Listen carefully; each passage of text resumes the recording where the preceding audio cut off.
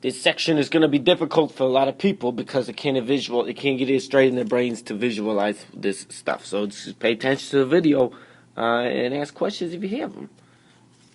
First, we'll get to the easy part. We know that the derivative is talking about the slope of a function. So if we can't look at the slope of an actual function, then that's when a function is non-differentiable. This is the simple meaning for non-differentiable. Anytime there's a cusp or corner, then our function would be non-differentiable. If we were looking at this just thinking about slope for derivatives, we would say, okay, there's the slope of the tangent line there, and it's approaching, well, it looks to be like it's approaching a vertical tangent line. You can't have a vertical tangent line that would just be slope that would be undefined. That would be 1 over 0. So here with a cusp, the function's not differentiable at x equals a. Same for the corner. There's an abrupt change in the actual slope. It goes from a negative slope to a positive slope with nothing in between. So it's not smooth. That's one way you could think about it. If it's not smooth. Another two examples. Another two are here. If we have an infinite discontinuity, meaning there's an asymptote, a vertical asymptote, you can't differentiate this function at a, so it's non-differentiable when x equals a, just because there's no function there. Same idea with the jump discontinuity. Actually, no, it's not the same idea, but here there's the slope on the left side of a, that's easy.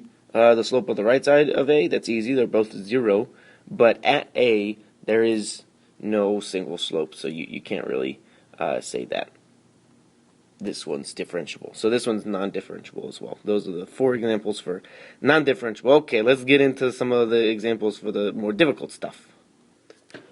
Alright, here it says sketch the graph of f prime of x. Now remember, f prime is talking about the slopes. So let's take a look. I want you to notice, look at this. This is regular f. So to graph f prime, we need to look at the slope of f. And this is what I'm going to do. I'm going to pick out some important points. Here, I'm picking out when the function has a slope of 0. And I'm going to mark that on my x-axis. So it has another slope of 0 there. Okay.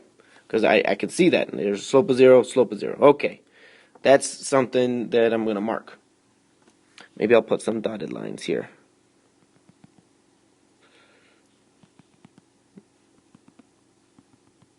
Why am I doing this? Well, when the slope is 0, when the slope of f of x is 0, the value of my derivative, the value of this, is 0, right? So these points that I'm drawing right there, those are actually on the graph of f prime of x. So I'll do that in green.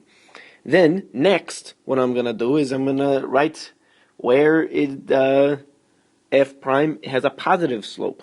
So here, in this area, I have a positive slope. And then here, I also have a positive slope. Okay? And then the last part is to write where it's a negative slope. So I've split up this function into 3 different sections. First is this, then this, then this. And I know that I have a value for f prime, a value of 0 there and there. So now what I'm going to do is I'm going to just try and sketch this. So I know my function, my derivative, is positive here, so the values of my function will be there. I know it's negative in between here, and I know it's positive here. So what this is going to look like is, I don't know, something like that. I don't even know exactly, but there you go. Let me try and explain something. Here, I know that Well, I have a very, very, like a steep slope. So right here, I'm going to have a higher positive number, and the slope is getting less and less steep. So that means the number is getting closer and closer to 0. So my value of my function gets closer and closer to 0. I know it is 0, the slope is 0 here, so the value of my f prime is 0. And then I have a negative slope, and it gets steeper and steeper and steeper until a certain point, and then it gets less and less steep, so it's less and less negative, and then all the way back to a slope of 0. And then I finish that up because this slope is positive, so this is growing positive.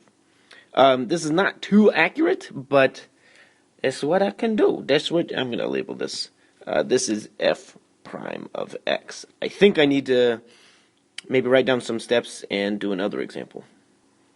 Okay, here are the steps. Find where the slope of f of x, remember, I can't stress this enough, it's going to be very confusing if you're not thinking about the difference between f of x and f prime of x.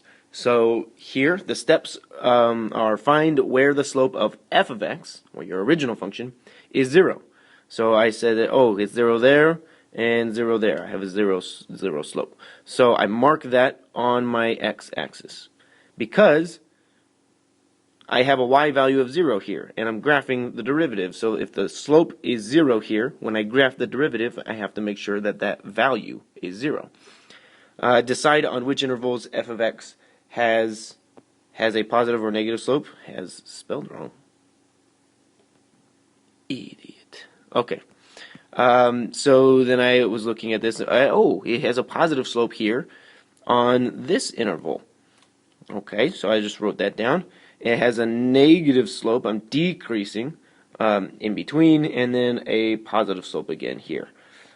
And then you just graph that part, making sure your y values correspond to the positive, the negative, and the positive, and the zeros. And that's it. That's all she wrote. Goodbye. I'll do more examples in the next video.